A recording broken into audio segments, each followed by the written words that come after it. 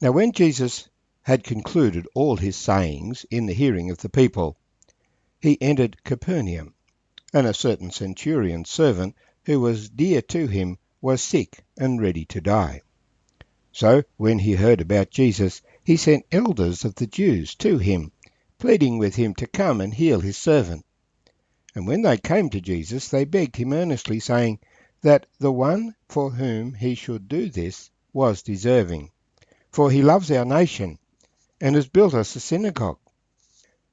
Then Jesus went with them, and when he was already not far from the house, the centurion sent friends to him, saying to him, Lord, do not trouble yourself, for I am not worthy that you should enter under my roof. Therefore I did not even think myself worthy to come to you. But say the word, and my servant will be healed. For I also am a man placed under authority, having soldiers under me. And I say to one, Go, and he goes, and to another, Come, and he comes, and to my servant, Do this, and he does it. When Jesus heard these things, he marvelled at him, and turned around and said to the crowd that followed him, I say to you, I have not found such great faith, not even in Israel. And those who were sent, returning to the house, found the servant well, who had been sick. My name's Arthur, and I thank you for joining me as we share together this event in the life of Jesus in Capernaum. From Luke chapter 7, verses 1 to 10. I find this a most remarkable account. First of all, it points out the fact that Israel was an occupied land, and even in Capernaum, a local regional centre, we have a Roman garrison, a centurion with his soldiers, governing the city.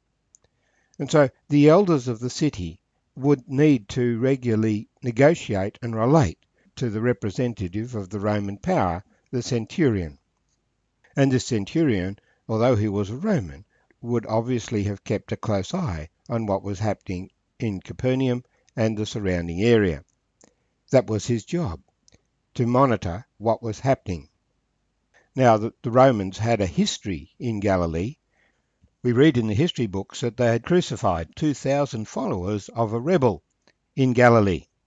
And in chapter 13 of Luke, he mentions the fact that Pilate had mingled the blood of Galileans with their sacrifices. That was in Jerusalem, where they'd gone up to worship the Lord. So the Jewish people were not happy, generally, because they had to pay taxes to Rome, and in particular that the Romans occupied and ruled over them with such a strong military force. So one can imagine that many of them resented the presence of the Romans. But this Roman centurion had worked hard to build up relationships with the Jewish people. He hadn't become a Jew, he was still a Roman, but he'd worked hard investing his own funds in seeking to make friendships and good relationships with the Jewish people. He'd even gone to the extent of building them a synagogue, a place of worship. So this centurion was evidently a good man. And he had a servant who was dear to him. Later we find he has friends, he has a good working relationship with the elders, and he cares for his staff. This servant is dear to him. But the servant has become sick and is about to die. Now, he'd heard about Jesus, and when he heard that Jesus had come back to Jerusalem, he sends a message pleading with him to come and heal his servant. He sends the message via the elders of the Jews. These are the people that he deals with.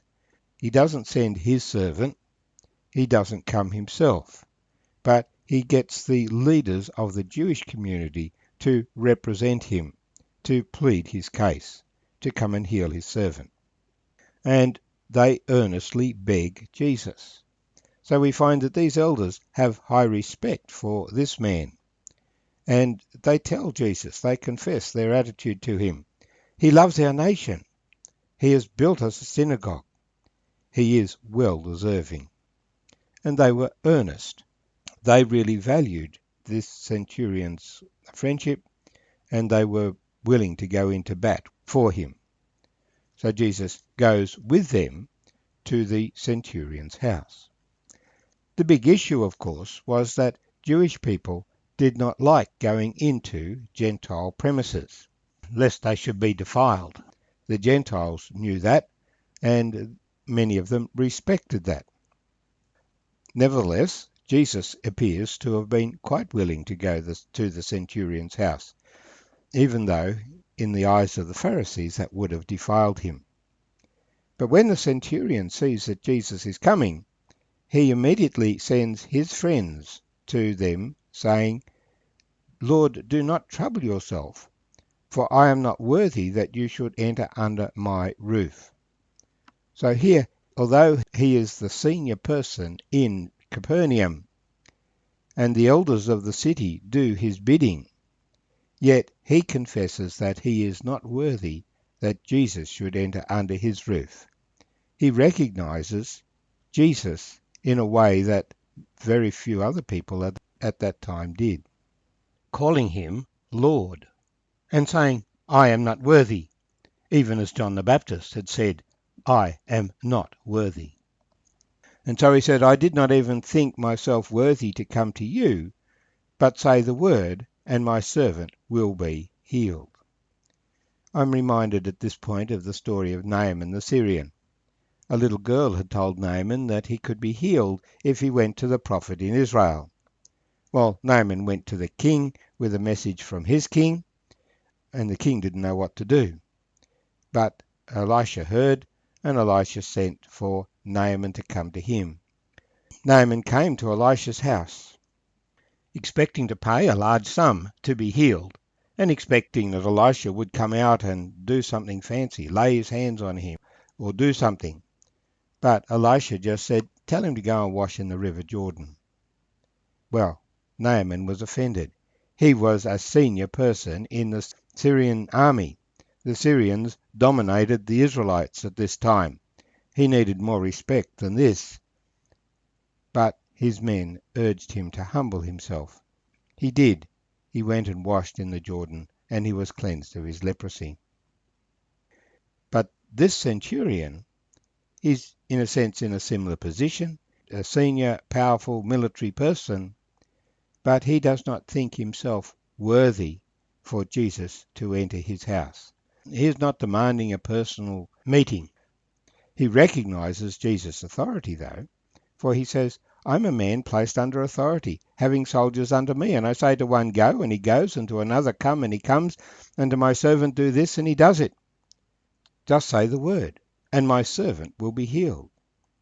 And when Jesus heard this, he marveled, and turned to those who were with him, and said to the crowd that followed, because people were always following around behind Jesus to see what they could see, and there was nothing to see this day either, "I say to you, I have not found such great faith, not even in Israel." Well, the friends went back to the centurion and found the servant who had been sick was well. Jesus didn't even have to say a word. He just acknowledged the great faith that this man had and brought the healing to pass. As I said, there was nothing to see. It just happened. But the people who were with Jesus didn't see it. It was only those in the centurion's house who saw the servant was suddenly well again. But this shows the position that Jesus had as one of absolute authority. And this authority was recognized by this centurion. Although he had worldly authority, when it came to the health of his servant, he was powerless. It was only the power of God that could help him. And he believed in Jesus, that Jesus had authority to heal, which he did.